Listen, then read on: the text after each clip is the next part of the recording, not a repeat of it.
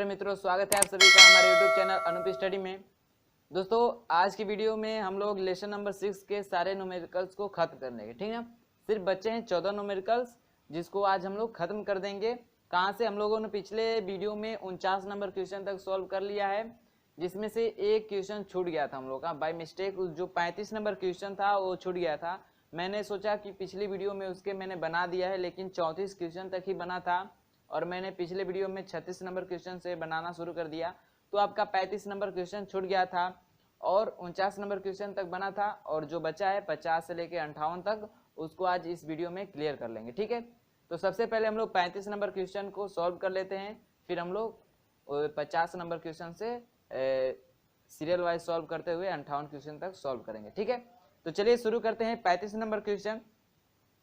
देखिए क्या कह रहा है 35 वाला। कह रहा है कि एक गेंद स्वतंत्र रूप से h ऊंचाई से पृथ्वी की ओर गिर रही है। ठीक है, गिरते समय किसी बिंदु P पर इसका वेग इसके अधिकतम वेग का 1/3 है, तो बिंदु P पर उस बिंदु की स्थितिज ऊर्जा व गतिज ऊर्जा का अनुपात क्या होगा। ठीक है, गतिज ऊर्जा व स्थितिज ऊर्जा का अनुपात पूछा है। ठीक है, तो देखिए क्या कह रहा है 35 नंबर क्वेश्चन में। कह रहा है कि कोई पिंड है जो h ऊंचाई से, ठीक है, मान लीजिए पृथ्वी का तल है, इससे h ऊंचाई पे, ये ऊंचाई क्या है? h है। यहां से इसको स्वतंत्रता पूर्वक पृथ्वी पे गिराया जा रहा है। ठीक है, तो कह रहा है कि इसको गिराते समय किसी बिंदु P पर, कोई बिंदु P मान लेते हैं, P पर उसका जो वेग है अधिकतम वेग के कितना है? 1/3 है। यानी बिंदु P पर जो उसका वेग है Vp, बिंदु P पे उसका वेग दिखा देते हैं Vp, वो क्या है? उसके मैक्सिमम वेग के क्या है? 1/3 गुना है। ठीक है, तो कह रहा है कि इस बिंदु पे स्थितिज ऊर्जा व गतिज ऊर्जा का अनुपात क्या होगा। क्वेश्चन में क्या बोला है? पहले गतिज एवं स्थितिज ऊर्जा, यानी के संबंधे u का अनुपात क्या है, इसे हम लोग को क्या करना है? ज्ञात करना है। ठीक है, तो सबसे पहले हम लोग निकाल लेते हैं कि उसका अधिकतम वेग क्या होगा। तो जब कोई भी पिंड ऊपर से किसी मतलब पृथ्वी तल से ऊपर, पृथ्वी तल के ऊपर से ऊपर से स्वतंत्रता पूर्वक छोड़ा जाता है, तो जब वो ग्राउंड को टच करता है उस समय उसका अधिकतम वेग होता है, यहाँ पे सबसे अधिकतम वेग होता है। ठीक है, जब वो टकराता है उस समय उसका जो वेग होता है सबसे अधिकतम वेग होता है। तो क्या होगा? यहाँ का वेग भी मैक्स निकाल दे तो क्या हो जाएगा? निकाल देंगे किस वाले फॉर्मूले से? तो न्यूटन के थर्ड इक्वेशन से। ठीक है, कौन से इक्वेशन से? थर्ड इक्वेशन से। क्या होता है? v² बराबर होता है u² प्लस 2gh। ठीक है, देखिए यहाँ पे विरामावस्था में है तो यहाँ पे u क्या होगा? 0 होगा, क्योंकि यहाँ से वस्तु को पकड़े हैं और यहाँ से स्वतंत्रता पूर्वक छोड़ रहे हैं। ठीक है, तो u 0 होगा। तो यहाँ से v मैक्स निकालेंगे। इस कंडीशन, यहाँ पे जो उसका वेग होगा सबसे अधिकतम होगा, तो उसी को निकाल रहे हैं। तो क्या हो जाएगा? v मैक्स बराबर क्या हो जाएगा? स्क्वायर हटेगा तो उधर रूट लग जाएगा, इसका मान तो 0 है, टोटल 0 हो जाएगा, तो करनी में हो जाएगा कितना? 2gh। यानी v मैक्स का मान कितना आएगा? √2gh आएगा। ठीक है, तो हम लोग को बिंदु P पे ज्ञात करना है, तो बिंदु P पे कितना वेग होगा? तो भाई बिंदु P पे बताया है क्वेश्चन के अनुसार कि जो बिंदु P पे उसका वेग है उसके अधिकतम वेग के कितना है? 1/3 है। तो यहाँ पे Vp यानी बिंदु P पे हम लोग वेग निकालें तो कितना आ जाएगा? Vp, P का मतलब बिंदु P पे वेग है। ठीक है, कितना हो जाएगा? V मैक्स का मान कितना है? √2gh है, इंटू कितना है? 1/3, यानी अधिकतम वेग का 1/3 वेग है। कहाँ पे? बिंदु P पे। ठीक है, वेग निकल गया, तो बिंदु P पे हम लोग काइनेटिक एनर्जी भी निकाल सकते हैं, क्योंकि बिंदु P पे हम लोग को वेग पता चल गया कितना वेग है यहाँ पे, तो आसानी से हम लोग इस यहाँ की गतिज ऊर्जा निकाल सकते हैं। किस फार्मूले से? गतिज ऊर्जा के फार्मूले से। क्या होता है? K बराबर, K निकालना है किस बिंदु पे? P पे, तो इसलिए इसको KP कर दे रहे हैं। ठीक ना, P बिंदु पे काइनेटिक एनर्जी, तो KP बराबर क्या हो जाएगा? 1/2 mv² होगा ना। तो क्या हो जाएगा? KP बराबर 1/2 m। v का मान कितना है? यानी बिंदु P पे v कितना है? √2GH अपान करनी में 3, यानी इसको लिख सकते हैं ऐसे, करनी में 2GH बटा में करनी में 3, ऐसे लिख सकते हैं। ठीक है, तो v की जगह पे इतना रखेंगे और इसका स्क्वायर करेंगे तो क्या होगा, अंडर रूट हट जाएगा दोनों का, तो हो जाएगा 2GH बटा में 3 होगा ना। यहाँ से 2 से 2 कैंसिल हो जाएगा, तो KP बराबर आपका बच जाएगा क्या, mgh बटा में 3। इसको इक्वेशन फर्स्ट मान लेते हैं, यानी बिंदु P पे हम लोग की काइनेटिक एनर्जी कितनी होगी, mgh बटा 3 होगी। ठीक है, इतना जूल होगी क्या बिंदु P पे काइनेटिक एनर्जी। अब हम लोग बिंदु P पे क्या निकाल लेते हैं, स्थितिज ऊर्जा। तो स्थितिज ऊर्जा निकालने के लिए हम लोग को इस पृथ्वी तल से और इसकी दूरी हम लोग को चाहिए, यानी ये ऊंचाई हम लोग को चाहिए, कुछ भी इसको y मान लेंगे, यानी हम लोग को ये y चाहिए। तब यहाँ से पृथ्वी तल से कितनी ऊंचाई पे है, तो हम लोग ये ऊंचाई पता हो जाएगी, तो यहाँ पे स्थितिज ऊर्जा निकाल सकते हैं ना। लेकिन देखिए ये जो पिंड है इसको यहाँ से यहाँ तक गिराया जा रहा है, तो ये दूरी हम लोग निकाल सकते हैं कि ये दूरी कितना ट्रेवल करेगा। ठीक है, यानी इस x दूरी को निकाल लेंगे कि कितना चलेगा, यहाँ से यहाँ तक आने में कितनी दूरी तय किया रहेगा, उसको इस h में से इतनी दूरी घटा देंगे तो ये दूरी मिल जाएगा ना, y मिल जाएगा ना, मिल जाएगा। चलिए इसको कैपिटल H मान लेते हैं, ठीक ना, इसको कैपिटल H मान लेते हैं, हम लोग को ये ऊंचाई चाहिए कैपिटल H। ठीक है, इसको x मान लिए। ठीक है, ये टोटल ऊंचाई कितनी है, h है। तो देखिए इसको भी निकालिए, यहां से यहां तक चली गई दूरी गति के तीसरे समीकरण से। ठीक है, क्या v स्क्वायर बराबर क्या होता है, u स्क्वायर प्लस 2gh। ठीक है, ये अंतिम वेग है ना, तो अंतिम वेग यही इसी को लेंगे ना, v मैक्स को लेंगे। v मैक्स का मान कितना है, √2gh है, √2gh है v का मान, तो इसका स्क्वायर करेंगे तो अंडर रूट हट जाएगा, यानी 2gh बराबर क्या हो जाएगा, u का मान क्या है 0, तो ये तो हो जाएगा 0 प्लस 2gh। ठीक है, ये 0 का मतलब ये गायब हो गया। ठीक है, यहाँ पे h की जगह पे क्या मान है, इसकी h क्या है, ये x मान है, तो x लिख लेते हैं। ठीक है, इतना बात क्लियर है ना, यानी इसकी ऊंचाई h मान है ना, इसको x मान है, तो h की जगह पे x लिख देंगे। देखिए 2g से 2g क्या हो जाएगा, कैंसिल हो जाएगा। ठीक है, तो क्या मिलेगा, सॉरी गलती हो रहा है, ठीक ना। देखिए P बिंदु पे हम लोग को यहाँ पे ना, यहाँ से यहाँ तक के नहीं, तो यहाँ पे अंतिम वेग कितना हुआ है, Vp कितना निकल के आया है हम लोग का, √GH बटा करनी में 3 निकला, यानी बटा में 3 छूट रहा है। ठीक ना, स्क्वायर करेंगे, इसका स्क्वायर करेंगे इसकी भी करनी हट जाएगी, इसका स्क्वायर करेंगे तो इसकी भी करनी हट जाएगी। ठीक ना, हम लोगों ने इस वेग को रखा है, तो इसको नहीं रखना है हमको, P बिंदु पे नहीं, यहाँ से यहाँ तक के बीच की दूरी निकालना है, तो ये होगा प्रारंभिक वेग होगा, यहाँ पे अंतिम वेग होगा। तो Vp पे अंतिम वेग हम लोग निकाल चुके हैं, कितना, √2g अपान √3, इसका स्क्वायर करेंगे तो 2g अपान 3 हो जाएगा। ठीक है, तो 2g से 2g कट गया, तो x बराबर कितना आया, x बराबर कितना आया, x बराबर आया h बटा 3। ठीक है, x का मान कितना आया, h बटा 3, यानी ये दूरी हम लोग को पता चल गई कितनी, h बटा 3। तो हम लोग को ये दूरी चाहिए, तो ये टोटल दूरी h है और ये दूरी h बटा 3 है, तो ये दूरी क्या हो जाएगी, तो h माइनस h बटा 3। इसको सॉल्व कर देंगे तो 3h में से एक h गया, 2h बटा 3, यानी ये जो ऊंचाई हो गई कितनी हो गई, 2h बटा 3 हो गई। इतनी बात सबको समझ में आई। तो अब यहाँ पे हम लोग निकाल सकते हैं, कहाँ पे, बिंदु P पे हम लोग निकाल सकते हैं स्थितिज ऊर्जा, यानी UP, यानी P बिंदु पे उसकी क्या पोटेंशियल एनर्जी क्या हो जाएगी, mgh होता है, कैपिटल H मान लेते हैं क्योंकि ये ऊंचाई को हम लोग कैपिटल H माने ना, और कैपिटल H का मान ये है 2h अपान 3। कैसे आया है, तो टोटल h में से इस h को घटा दिए, ठीक ना, यानी ये दूरी, ये ऊंचाई को इस पूरी ऊंचाई में से घटा दिए, तो ये हम लोग को निकला है। ठीक है, तो यहाँ से UP बराबर कितना आ जाएगा, mg, h का मान कितना है 2h अपान 3, तो जाएगा 2h अपान 3। इसको मान लेते हैं क्वेश्चन नंबर सेकेंड। हम लोग को क्वेश्चन में पूछा क्या है, कह रहा है कि गतिज एवं स्थितिज ऊर्जा में अनुपात, यानी गतिज एवं स्थितिज ऊर्जा का मतलब KP अपान UP, यानी इसका मतलब हम लोग क्या कर देंगे, समीकरण 1 में भाग करेंगे किससे, 2 से। ठीक है, समीकरण 1 में किससे भाग करेंगे, 2 से। ये अलग है, ठीक ना, ये सब अलग है। तो समीकरण 1 में भाग करना है 2 से, यानी Kp में भाग करना है यूपी से, तो क्या हो जाएगा Kp बटा यूपी बराबर क्या हो जाएगा, इसका मान कितना है mgh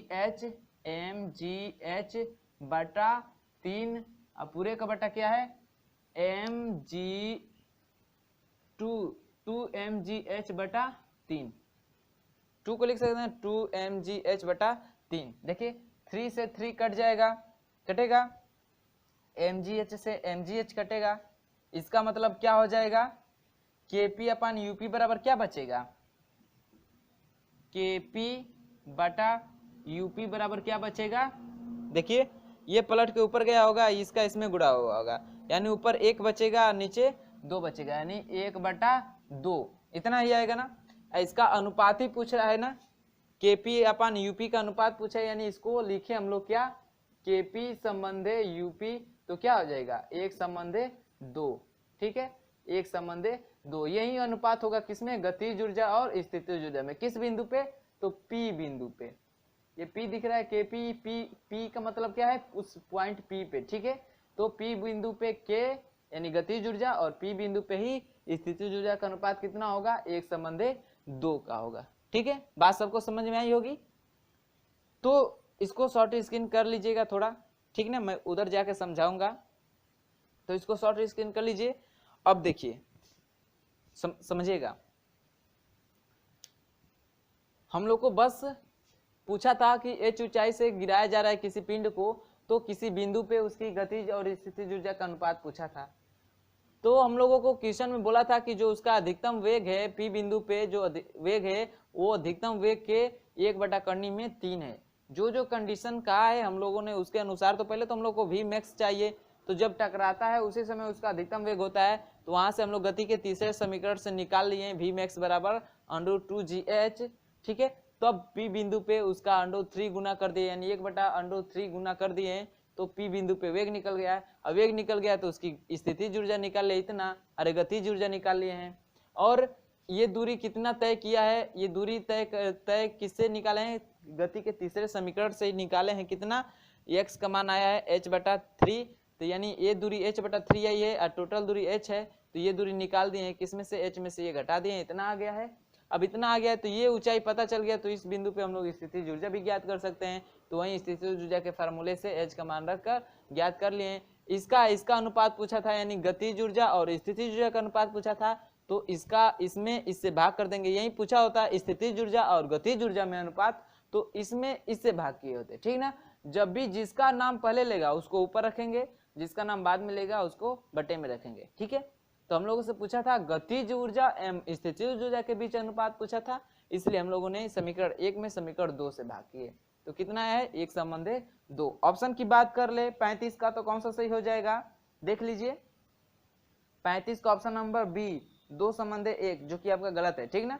ये आपको मैंने बताया ना, वर्ड चेंज करेंगे तो अनुपात चेंज हो जाएगा, गतिज ऊर्जा पहले बोलेंगे स्थितिज ऊर्जा बाद में, तो 1/2 आएगा, स्थितिज ऊर्जा और गतिज ऊर्जा का बीच अनुपात पूछेंगे तो 2/1 आएगा, ठीक ना। तो ये आपका स्थितिज ऊर्जा और गतिज ऊर्जा के रूप में आंसर को चॉइस किया है, लेकिन देखिए ऑप्शन नंबर सी दिया है आपका 1/2, ठीक है, ऑप्शन नंबर सी क्या होगा इसका करेक्ट होगा, ठीक है, ऑप्शन नंबर सी करेक्ट होगा, ठीक है। हम लोग क्वेश्चन के अनुसार चलेंगे तो ऑप्शन नंबर सी करेक्ट होगा, गतिज ऊर्जा एवं स्थितिज ऊर्जा के बीच अनुपात पूछा है तो ये होगा 1/2। बात सबको समझ में आई होगी। तो ये रहा 35 नंबर क्वेश्चन, जो कि पिछले वीडियो में छूट गया था, हम लोगों ने सॉल्व नहीं कर पाया, मैंने ध्यान भी नहीं दिया, तो नोट कर लीजिएगा इसे, फिर हम लोग देखते हैं 50 नंबर क्वेश्चन से, ठीक है, तो नोट करिए इसे। चलिए देखते हैं हम लोग 50 नंबर क्वेश्चन। 50 नंबर क्वेश्चन क्या कह रहा है, कह रहा है कि विरामावस्था में m द्रव्यमान के पिंड में संचित ऊर्जा होगी, यानी m द्रव्यमान का कोई पिंड है उसमें कितनी ऊर्जा संचित होगी। तो आइंस्टीन नामक वैज्ञानिक ने द्रव्यमान और ऊर्जा के बीच एक रिलेशन दिया था, एक इक्वेशन दिया था, ठीक है। और इक्वेशन क्या दिए थे उन्होंने कि कोई भी द्रव्यमान का मतलब कोई भी पिंड हो जिसका कुछ द्रव्यमान हो, m द्रव्यमान हो, तो उसे कितनी एनर्जी मिलेगी, तो E बराबर क्या होता है mc², यही इक्वेशन दिए थे उन्होंने, ठीक है। तो कितने कोई भी वस्तु हो उसका द्रव्यमान m हो तो उसमें कितनी ऊर्जा संचित होगी, तो E बराबर mc², यानी इतनी ऊर्जा संचित होगी, जहां c क्या होता है, प्रकाश की चाल होता है, प्रकाश की चाल होता है। और प्रकाश की चाल कितनी होती है, 3 × 10⁸ मीटर पर सेकेंड। ठीक है, तो ऑप्शन की बात कर लेंगे तो कौन सा सही हो जाएगा 50 का, ऑप्शन नंबर डी mc²। ठीक है, ऑप्शन नंबर डी क्या हो जाएगा, करेक्ट हो जाएगा। बात सबको समझ में आई होगी। किसी कितना हो भी आपको द्रव्यमान मालूम हो कि इतना द्रव्यमान का ये पदार्थ है तो उसे कितनी एनर्जी मिलेगी, तो आप इस फार्मूले का यूज करके उसका पता कर सकते हैं कि इससे इतनी एनर्जी मिलेगी। ठीक है ना, चलिए देखते हैं अगला क्वेश्चन 52 नंबर, 51 नंबर क्वेश्चन। ठीक है, 51 नंबर क्वेश्चन क्या कर रहा है, सुनिएगा। कह रहा है कि एक इंजन की सामर्थ्य 30 किलोवाट है। ठीक है, इसके द्वारा 150 किलोग्राम के पिंड को 0.50 मीटर की ऊंचाई तक उठाने में लगने वाला समय है। जी का मान आपको रखना है कितना, 9.8 मीटर पर सेकेंड स्क्वायर। ठीक है, पी का मान दे रखा है, कितना दे रखा है, पी का मान कितना वाट दे रखा है, तो 30 किलोवाट, 30 किलोवाट, किलोवाट, इसका मतलब इसको चेंज कर देंगे वाट में तो हो जाएगा 30 × 10⁻³ वाट हो जाएगा। ठीक है, इतना हो गया पी का मान।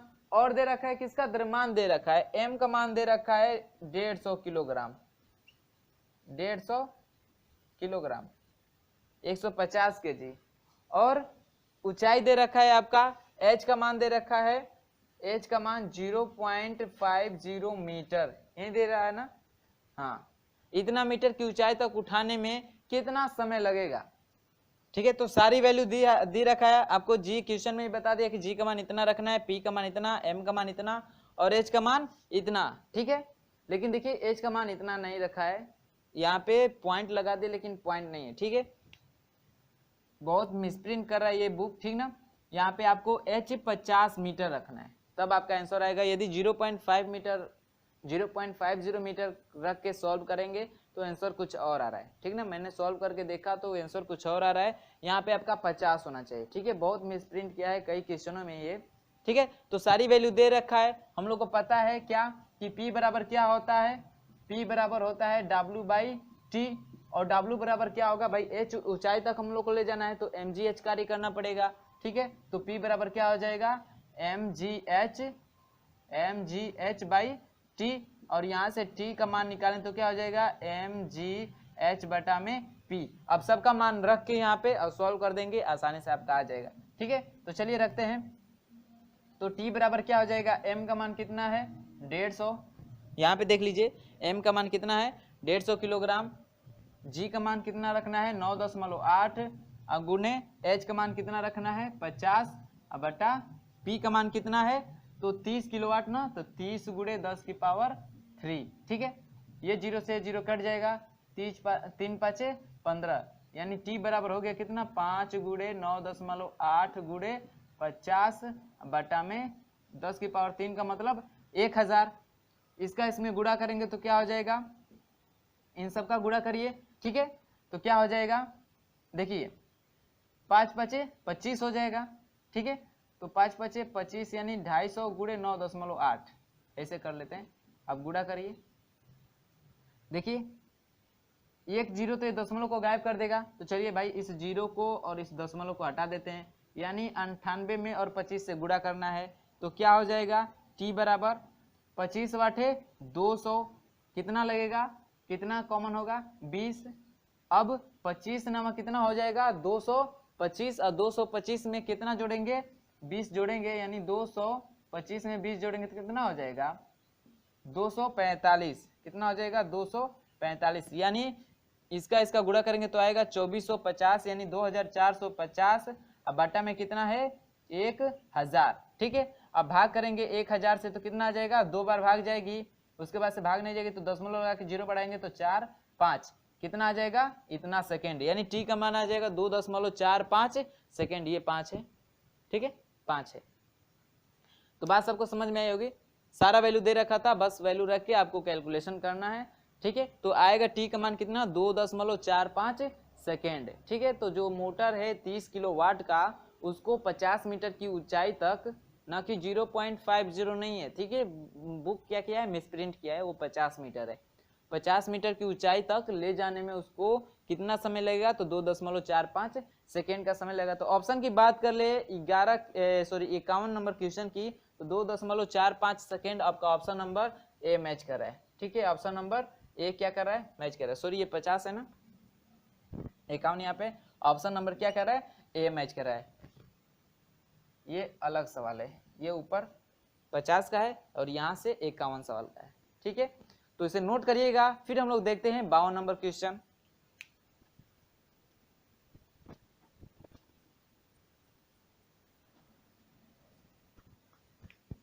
देखिए 52 नंबर क्वेश्चन क्या कह रहा है, कह रहा है कि यदि किसी पिंड का संवेग 2 गुना हो जाए तो उसकी गतिज ऊर्जा बढ़ जाएगी, वो भी परसेंट में, कितनी परसेंट बढ़ जाएगी। ठीक है, तो चलिए, गतिज ऊर्जा और संवेग में हम लोगों ने संबंध निकाला है क्या, पी स्क्वायर बराबर निकाला है क्या, निकाले हम लोग पी स्क्वायर बराबर 2m के। ठीक है, तो k बराबर निकालेंगे तो हो जाएगा पी स्क्वायर बाई 2m, यही होगा ना। तो ये हो गया समीकरण 1, मान लेते हैं इसको। ठीक है, फर्स्ट कंडीशन में जो गतिज ऊर्जा है पी स्क्वायर बाई 2m के बराबर है। कह रहा है सेकेंड कंडीशन की यदि संवेग को 2 गुना कर दिया जाए, ठीक है, यानी p को कितना कर दिया जाए, 2p कर दिया जाए, तब उसका गतिज ऊर्जा होगी वो कितनी होगी, और उसमें जो परिवर्तन होगा वो कितना परसेंट का परिवर्तन होगा। ठीक है, परिवर्तन को पूछा है। तो चलिए भाई दूसरी कंडीशन रख लेते हैं, उसको k डैश मान लेते हैं। ठीक है, तो k डैश बराबर क्या हो जाएगा, p के स्थान पे 2p रखना है, तो 2p स्क्वायर बाई 2m हो जाएगा, समीकरण नंबर 2 हो गया। ठीक है, अब क्या कह रहा है कि इसकी गतिज ऊर्जा में कितनी क्या होगी, इसकी गतिज ऊर्जा में बढ़ेगी, कितनी इसकी गतिज ऊर्जा क्या होगी, बढ़ेगी। ठीक है, तो अनुपात निकाल लेते हैं, कितना भाई बढ़ेगा, यानी पहले इतना था अब इतना हो जाएगा, तो कितना बढ़ेगा, तो समीकरण 1 में भाग कर देते हैं समीकरण 2 से, तो हो जाएगा k/k डैश बराबर कितना हो जाएगा, पी स्क्वायर बाई 2m, अब पूरे का बटा क्या हो जाएगा, इसका स्क्वायर ना, तो स्क्वायर कर देंगे तो कितना हो जाएगा, 4p स्क्वायर बाई 2m। ठीक है, 2m से 2m कैंसिल हो गया, p स्क्वायर से p स्क्वायर कैंसिल हो गया, तो कितना आ गया, k/k डैश बराबर कितना आएगा, 1/4, 1/4 आएगा, ये आएगा ना, क्योंकि ये ऊपर जाएगा इसका इसमें गुणा होगा, तो बचेगा 1/4। तो हम लोग k डैश का मान निकाले तो कितना आएगा, 4k, यानी जो उसका संवेग हम लोग कर देंगे 2 गुना, तो जो k डैश यानी जो नया हम लोग का वेग काइनेटिक एनर्जी होगी, गतिज ऊर्जा, वो कितनी होगी, प्रारंभिक गतिज ऊर्जा के 4 गुना हो जाएगी, यानी उसकी गतिज ऊर्जा बढ़ जाएगी। ठीक है, तो कितनी बढ़ेगी उसको, तो कितनी बढ़ेगी उसको निकाल लेते हैं। तो देखिए भाई कितना था, k था, अब फिर बढ़ के कितना हो जा रहा है, 4k, यानी कितना बढ़ रहा है, तो 4k में से माइनस k कर देंगे तो कितना आएगा, 3k, यानी जो डेल्टा k हम लोग को मिल रहा है वो कितना हो रहा है, 3k निकल के आ रहा है। यानी डेल्टा k निकालेंगे तो कितना वृद्धि हो रहा है, तो शुरू में k था, फिर कितना हो जा रहा है, 2 गुना करने पे 4k हो जा रहा है, तो कितने की वृद्धि हुई, तो 4k में से माइनस k कर देंगे तो कितना वृद्धि हो गया, 3k हो गया, इतना हो गया ना। हम लोग को निकाल मालूम, एक क्वेश्चन सॉल्व किए थे, ठीक है, तो उसमें हम लोगों ने प्रतिशत वृद्धि निकाला था, तो यहाँ पे भी प्रतिशत वृद्धि निकालेंगे। ठीक है, प्रतिशत वृद्धि निकालेंगे, क्योंकि वृद्धि प्रतिशत में दिया है तो प्रतिशत वृद्धि निकालेंगे, तो क्या होता है, वृद्धि होता है बटा में उसका वास्तविक मान होता है और गुणे 100 होता है, यही होता है ना।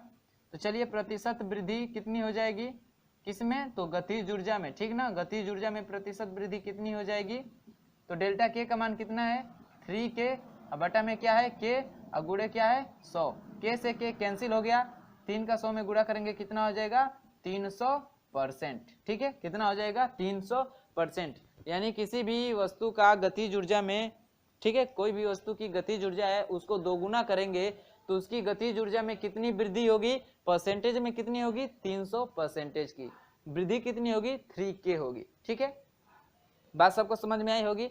नोट करिएगा। फिर हम लोग देखते हैं 53 नंबर क्वेश्चन, ये 52 था ना, 53 नंबर क्वेश्चन, सॉरी इसका ऑप्शन भी देख लेते हैं कौन सा ऑप्शन सही होगा। ठीक है, तो 53 का ऑप्शन नंबर कौन सा सही हो जाएगा, 300% ऑप्शन नंबर सी। कौन सा हो जाएगा, ऑप्शन नंबर सी क्या हो जाएगा आपका, करेक्ट हो जाएगा। बात सबको समझ में आई होगी, बहुत इजी था। ठीक है, चलिए इसको नोट करिए, फिर हम लोग देखते हैं 53 नंबर क्वेश्चन को। चलिए देखते हैं 53 नंबर क्वेश्चन।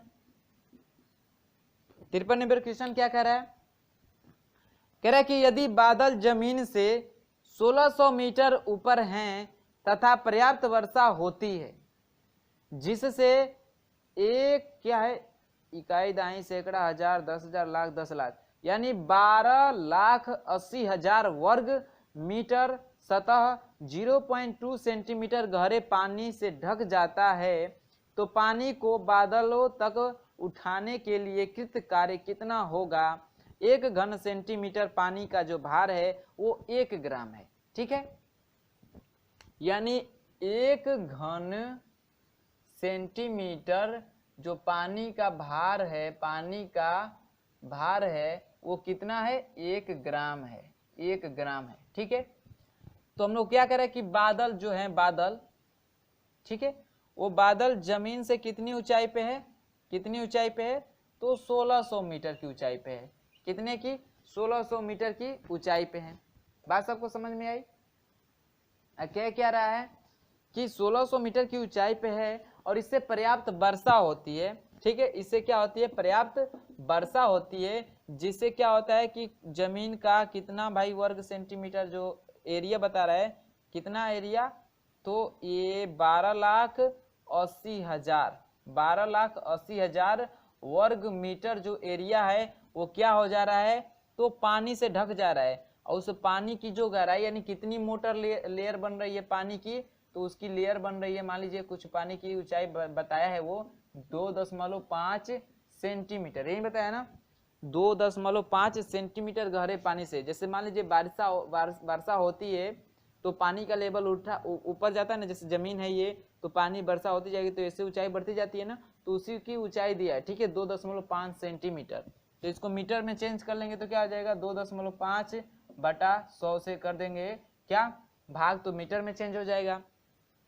तो इतने एरिया में इतना ऊंचाई तक पानी भरा है। ठीक है, तो इसका इस जल का आयतन हम लोग निकाले, क्योंकि 1 घन सेंटीमीटर ये आयतन है। ठीक है, ये क्या है, आयतन है, तो आयतन निकालेंगे तभी तो हम उसका भार निकाल पाएंगे। हम लोग को पूछा है क्या, इसकी इस पानी को इस बादल तक पहुंचाने में, उठाने में कितना कार्य करना पड़ेगा, यानी इतनी ऊंचाई तक उठाने में किया गया कार्य क्या होगा, वहीं U बराबर क्या होगा, mgh, यानी जो कार्य होगा वही होगा mgh के बराबर। ठीक है, U जो स्थितिज ऊर्जा है वही कार्य, जो कार्य करेगा वही स्थितिज ऊर्जा के रूप में संचित होगी। ठीक है, तो कार्य कितना होगा, U के बराबर करना पड़ेगा, यानी mgh के बराबर करना पड़ेगा। तो हम लोग को चाहिए क्या, m, तभी तो इसका आयतन निकाल लेंगे, तो आयतन को हम लोग द्रव्यमान में चेंज कर लेंगे। G का मान 9.8 रखना ही है, H का मान आपको 1600 दिया ही है। ठीक है, तो निकालते हैं हम लोग क्या, पानी का आयतन, क्या निकालते हैं, पानी का आयतन। तो पानी का आयतन का फॉर्मूला क्या होता है भाई, हम लोग को क्षेत्रफल दिया है तो बस क्या करना है, लंबाई गुणे चौड़ाई गुणे ऊंचाई होती है ना,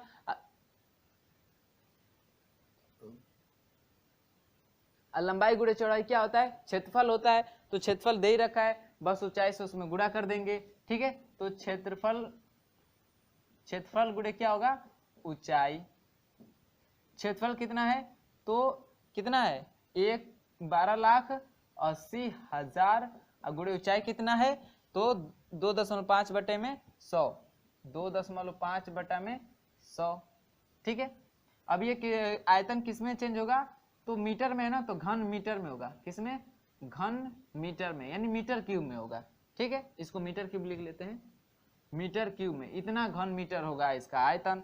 देखिए 2 0 से 2 0 कैंसिल हो जाएगा, इसका इसमें गुणा करेंगे तो कितना हो जाएगा, चलिए एक दशमलव को एक जीरो और कटा लेंगे, यानी मान लीजिए 3 0 गायब हो गया, इसका मतलब ये 25 हो गया। अब 25 का इसमें गुणा करिए तो 25 0 0, 25 वाट है 220, 25 दूना 50, 2 70, 7 25 से में 25 7 7 7 5 क्या होता है 12, यानी हो जाएगा कितना 32,000, 32,000 घन मीटर क्या होगा, उसका आयतन होगा। 32,000 घन मीटर आयतन होगा। लेकिन हम लोग को आयतन घन सेंटीमीटर में चाहिए, तो घन मीटर को घन सेंटीमीटर में चेंज करेंगे तो क्या हो जाएगा 32,000। ये घन मीटर में है तो इसको चेंज करना है घन सेंटीमीटर में, ठीक है।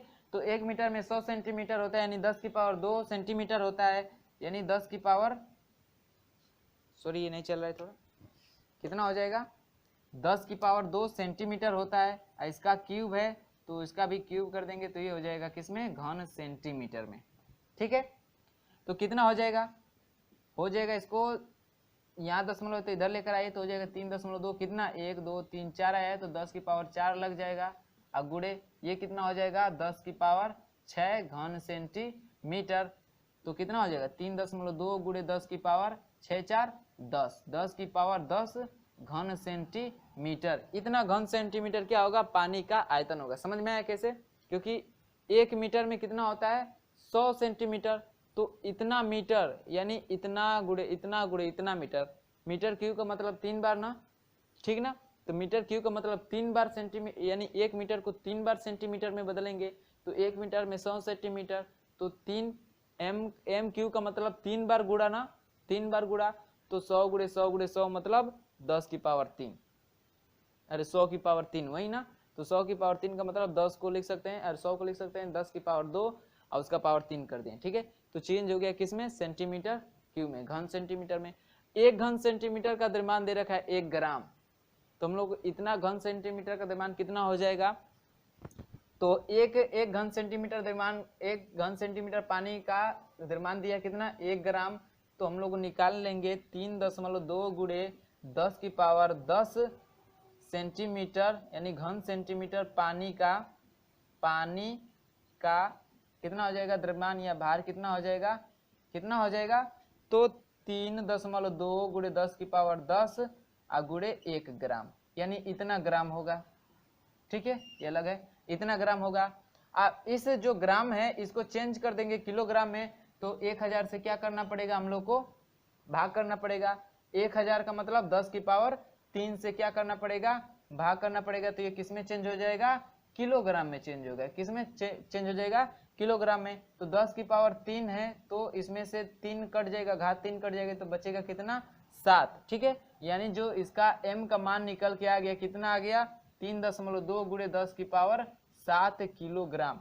m का मान निकल के आ गया कितना 3.2 गुड़े 10 की पावर 7 किलोग्राम। अब हम लोग आसानी से u का मान w कितना कार्य करना पड़ेगा इस पानी को इस बादल तक उठाने में। चलिए तो निकाल लेते हैं कि बादलों तक पहुंचाने में, उठाने में पानी को कितना कार्य करना पड़ेगा, ठीक है। तो इसी में सबका मान रखना है, m का मान निकाल ही लें इतना, तो कितना है m का मान 3.2 गुड़े 10 की पावर 7 गुड़े g का मान रखना है आपको यहाँ पे 10, ठीक है। और h कितना है 1600 मीटर, h कितना है 1600 मीटर। बस इसी का कैलकुलेशन करिए, एकदम आपका आंसर आ जाएगा, ठीक है। तो चलिए करते हैं, देखिए इसका, इसमें देखिए लिख लेते हैं 3.2 गुड़े 16, इसमें का दो जीरो है उसको लिख सकते हैं 10 की पावर 2 इंटू 10 है, और गुड़े 10 की पावर क्या है 7 है, इतना है।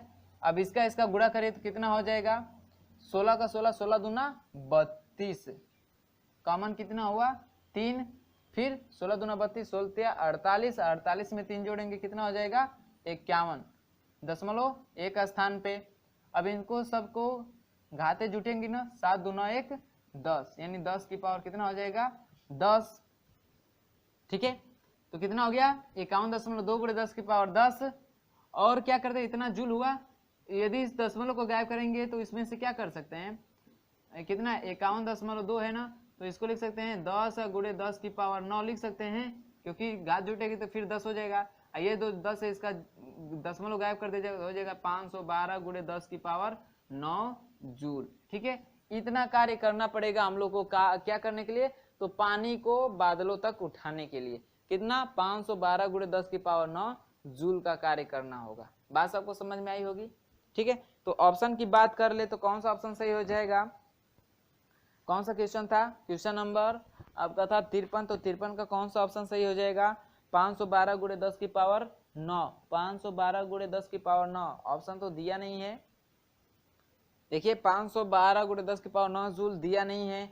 यदि हम लोग देखिए ऑप्शन नंबर सी है कितना इकाई दाएं सैकड़ा हजार 10,000 लाख यानी 5 लाख 51,200। तो यदि इसको 51,200 भी हम लोग करें तो तब भी आंसर नहीं आएगा, क्योंकि 51,000 यानी इसके मतलब 2 जीरो बढ़ाएं तो वहाँ पे 2 मतलब घात 2 कम होगा यानी 10 की पावर 7 होगा। इसका मतलब इतना भी नहीं दिया है आंसर। ठीक है, आपका बुक में 53 का ऑप्शन नंबर ए बता रहा है यानी 512 गुणे 10 की पावर 6 बता रहा है। तो आपका मिस प्रिंट क्या है? ठीक ना, मैंने बताया ना कि बहुत ये मिस प्रिंट कर रहा है बुक, क्योंकि देखिए हम लोग का सोल्यूशन तो एकदम बिल्कुल ठीक है, सब कुछ सही है।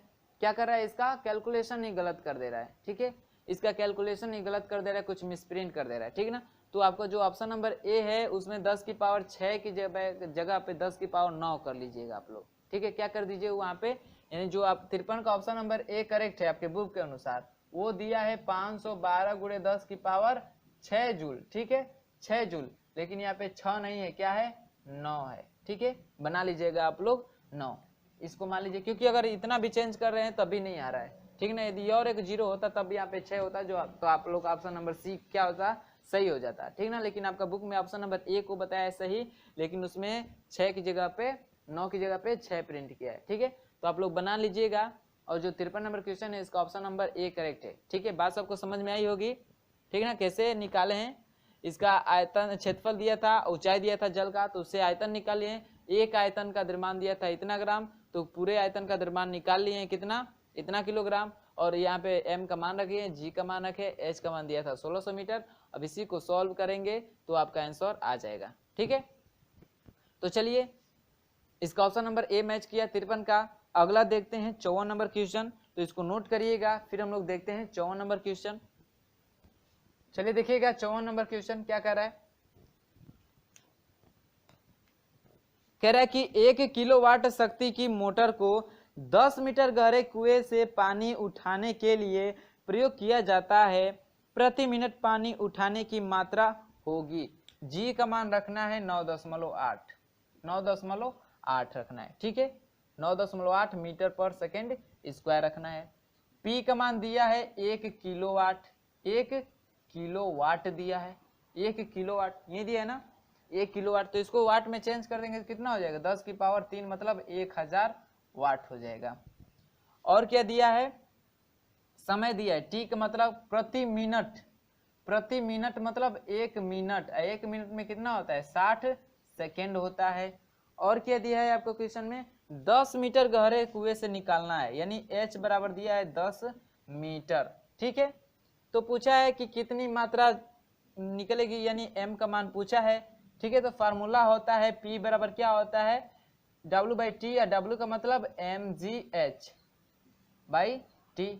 सबका मान दिया है, p का मान दिया है 1000, m का मान ज्ञात करना है, g का मान 9.8 रखना है, h का मान कितना दिया है 10, अब बटा में t का मान कितना दिया है 60। ठीक है, इसका इसमें गुणा करेंगे, दशमलव गायब हो जाएगा, m का मान निकालना तो ये जाके इसमें गुणा में होगा, यानी m बराबर हो जाएगा 1000 गुणे कितना होगा 60, बटे में 9.8, दशमलव गायब हो जाएगा 10 से गुणा करेंगे तो। ठीक है, IC को डिवाइड कर देंगे तो आपका आंसर आ जाएगा। ठीक ना, करेंगे तो हो जाएगा कितना 60,000 बटे में 98, IC का डिवाइड करेंगे तो आपका आंसर आ जाएगा। तो चलिए भाग करते हैं, 60,000 में भाग करिए 98 से, कितना आ जाएगा आपका, 60,000 में भाग करेंगे 98 से तो आ जाएगा आपका 612.24, 612.24 किलोग्राम। ठीक है, कितना आ जाएगा 612.24 किलोग्राम का क्या होगा पानी, इतना मात्रा पानी क्या करेगा वो कुएं से उठाएगा। ठीक है, जिसकी गहराई 10 मीटर है। ठीक है, इतनी बात सबको समझ में आई। चलिए तो अगला देखते हैं, 54 हो गया, तो 55 नंबर क्वेश्चन देखते हैं।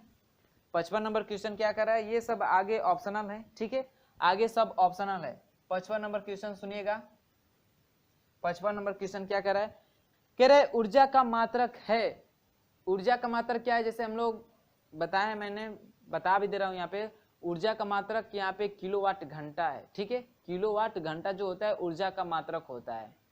क्योंकि हम लोग को जो बिजली बल्ब जलाते हैं, मैंने बताया ना कि उसके जो ऊर्जा जितनी खर्च होती है वो किसमें मापते हैं, यूनिट में। एक यूनिट किसको कहते हैं, किलोवाट घंटा को ही बोलते हैं। ठीक है, तो 55 का ऑप्शन नंबर आपका डी क्या है, करेक्ट है।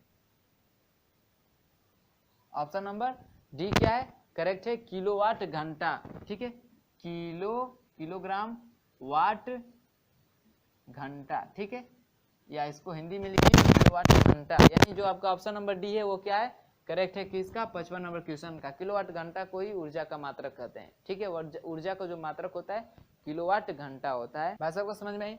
चलिए 56 नंबर क्वेश्चन देखिए। 56 नंबर क्वेश्चन कह रहा है कि अर्घ मात्रक है। अर्घ किसका मात्रक है, तो कार्य का। सीजीएस पद्धति में कार्य का मात्रक क्या होता है, अर्घ होता है। तो इसका ऑप्शन नंबर कौन सा सही हो जाएगा, 56 का ऑप्शन नंबर ए करेक्ट हो जाएगा, कार्य का। ठीक है, ऑप्शन नंबर ए हो जाएगा किसका, 56 का। सीजीएस पद्धति में कार्य का मात्रक अर्घ होता है। ठीक है, और देखिए आगे 57 नंबर क्वेश्चन क्या करे, इनमें से कौन सा जीवाश्म ईंधन नहीं है। जीवाश्म ईंधन नहीं है क्या, कोयला, पेट्रोलियम, बायोगैस, इनमें से कोई नहीं। तो जो बायोगैस है ये क्या है, जीवाश्म ईंधन नहीं है। ठीक है, क्या है, बायोगैस जीवाश्म ईंधन नहीं है। तो 57 का ऑप्शन नंबर कौन सा सही हो जाएगा, ऑप्शन नंबर बी करेक्ट हो जाएगा। ठीक है, लास्ट क्वेश्चन क्या है 58 नंबर। ये क्या कह रहा है, सुन लीजिए। कह रहा है कि यदि किसी वस्तु पे F बल लगाने पर वह v वेग से गतिमान हो जाती है तो उस पर लगने वाला शक्ति का मान होगा। शक्ति का मान होगा। तो बल, वेग और शक्ति के बीच हम लोगों ने रिलेशन स्थापित किया है थ्योरी में। इसके आप लोग जाके देख सकते हैं, या कुछ न्यूमेरिकल्स में मैं बताया हूँगा। तो क्या होता है, P बराबर क्या होता है, F इंटू एस होता है, सॉरी F इंटू वी होता है। ठीक है, F इंटू क्या होता है, v होता है। किसी वस्तु पे F न्यूटन का बल लगा रहे हैं और v वेग से गति कर रही है तो उसमें कितनी शक्ति, मतलब उस पर कितना शक्ति लगेगा, इस फार्मूले से आप निकाल सकते हैं। P बराबर क्या होता है, F इंटू वी होता है।